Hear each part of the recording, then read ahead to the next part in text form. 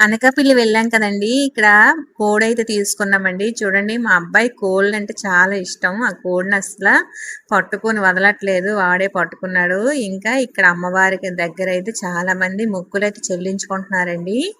ఇంకా నేను అక్కడ చాలా సేపు అలా నిల్చొని వీడియో అయితే తీశాను. ఇంకా అమ్మవారికి చూడండి ఇవి ఘటాలు అంటారు కదా! ఘటాలైతే ఇస్తున్నారు. ముందుగా అయితే అమ్మవారి పాదాలను నమస్కరించుకొని లోపలికైతే వెళ్ళాము. ఇంకా 100 రూపీస్ టికెట్ అయితే తీసుకున్నాము. ఇంక కొబ్బరికాయ కూడా బయటే కొట్టేశారు. నేను కొబ్బరికాయ అయితే పట్టుకొని దండం పెట్టేసి ఇంకా కొబ్బరికాయ తనకైతే ఇచ్చేసాను. ఇంకా దర్శనం అయితే చేసుకుని ఇంక బయటకైతే వచ్చేసాను. బయటకు వచ్చాక ఇక్కడ వంటలు కూడా చేసుకుంటున్నారండి. దూరంగా ఉన్న వాళ్ళు వంటలు కూడా చేసుకుంటున్నారు. ఇంకా మా వారైతే కోడిని అక్కడే చేయించుకొని ఇంకా బండి మీద రిటర్న్ అయితే వచ్చేసాము. ఇంకా అనకాపల్లిలో చూడవలసినవి ఏవైనా ఉంటే కామెంట్ చేయండి. మేము తప్పనిసరిగా వచ్చి చూస్తాము. Please follow me. బాయ్.